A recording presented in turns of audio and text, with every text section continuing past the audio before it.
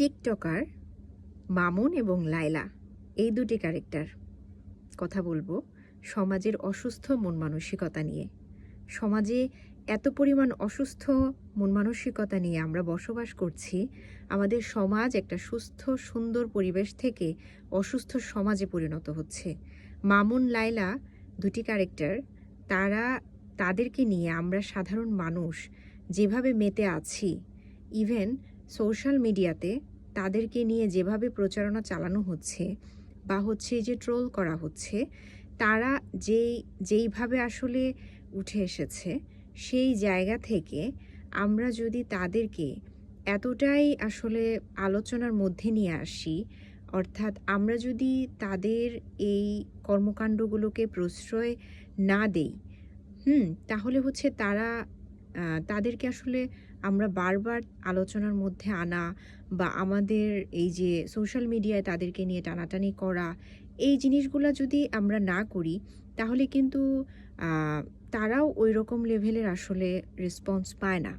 কিন্তু আমরা তাদেরকে নিয়ে তোষামোদ করি, আমরা তাদেরকে নিয়ে ট্রোল করছি বলেই তারাও কিন্তু সফল হয়ে যাচ্ছেন। কীরকম সফল হচ্ছেন? এই যে তাদের অসুস্থতাটাকে 10 জনের মধ্যে ছড়িয়ে দেওয়ার জন্য যেটা করার, তারা সেই কাজটি করাতে সফল হচ্ছেন।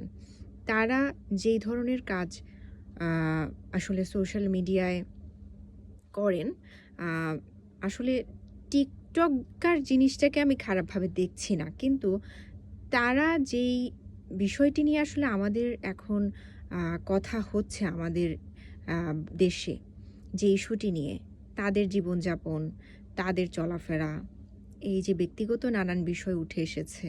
তো এই যে ব্যক্তিগত বিষয়টিকে আমাদের সমাজ তো আসলে এতটা এরকম পর্যায়ে যায়নি যে একটি তারা যেই মানে বিয়ে বহির্ভূত সম্পর্কটাকে হাইলাইট করে এই যে সমাজে আমরা নানান বিষয় উঠিয়ে নিয়ে আসছি, এইটার প্রভাব আসলে সমাজে খুব ভালো পড়ে না।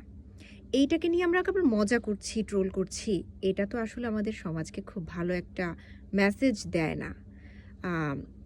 আমি তাদেরকে নিয়ে আসলে মন্দ কিছু বলবো না। আমার কথা হচ্ছে যে তারা যেই জীবনযাপন করছেন, তারা যেভাবে চলাফেরা করছেন বা তাদের যে ব্যক্তিগত মানে পছন্দ অপছন্দের জায়গা, এইটা তাদের নিজেদের মধ্যে থাকা উচিত। কিন্তু সোশ্যাল মিডিয়ার মতন একটি প্ল্যাটফর্ম যখন তারা ব্যবহার করেন, তখন তাদের এই যে অনৈতিক নানান বিষয় যখন মানুষের মধ্যে ছড়িয়ে দেয়, সেইটা নিশ্চয়ই ভালো কিছু না। এবং আমরা যারা এটাকে সামনে নিয়ে এসে মজা করছি, বিষয়টাকে একটা আনন্দ বা বিনোদনের একটা মাধ্যম হিসেবে দেখছি, সেই জিনিসটা আরও একটি মানে খুব বিরূপ একটা প্রভাব ফেলে আমাদের সমাজের উপরে।